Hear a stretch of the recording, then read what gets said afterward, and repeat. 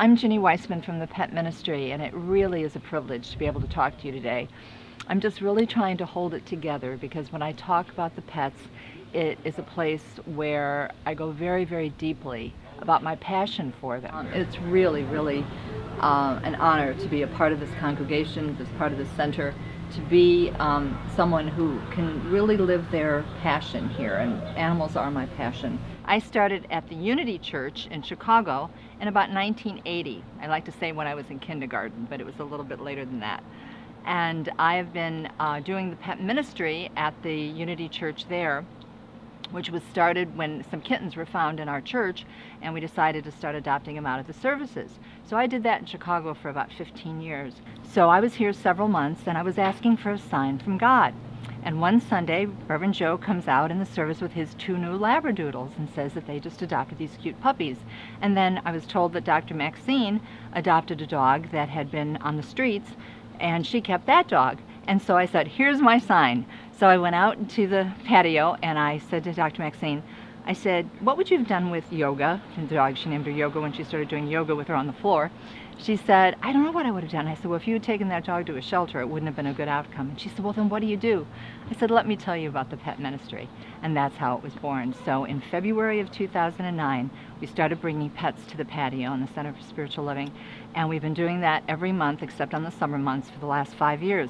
Over the last 5 years, so many people, some of the ministers here have adopted dogs, and what I hear almost every Sunday is how these dogs have changed their lives. And we're such a passionate community. Everybody here has their ministry, and they give back in so many ways when they want to give to the teen group or the elderly or any of the things that they do here. Well, my passion and my ministry is the pets.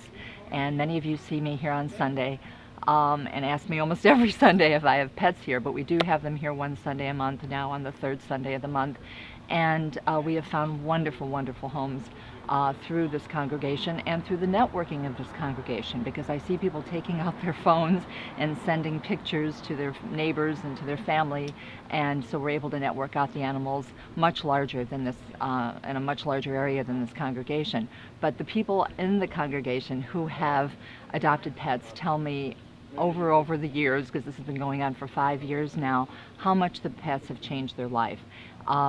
They do lower your blood pressure, they do improve your health, but most of all, they're our companions who keep us from being lonely, from being sad, who sometimes give us a reason to get up in the morning, and that's what I look for.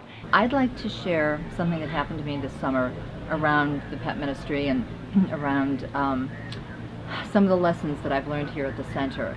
And many of us, and mostly me, get into a why is this happening to me story.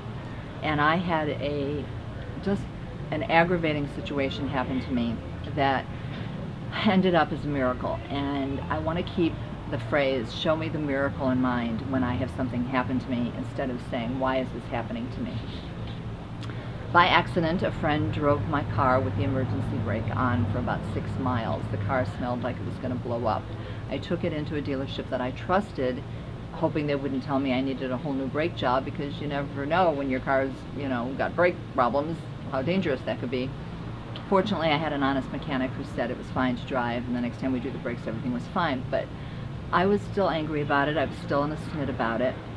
And instead of letting that happen, I kept praying about it, saying, let it go, forgive it, whatever. And briefly, what evolved out of that story was a wonderful home for another pet. Because I was sitting in the mechanic's place that morning, I met a woman who fostered a dog for me, and the dog wasn't staying at that home. The dogs pick who they want to be with. Escaped from her home, went to the house next door, and adopted a wonderful family who now love this dog.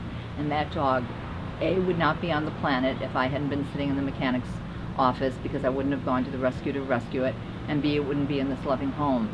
So now instead of saying, why is this happening to me, I say, show me the miracle.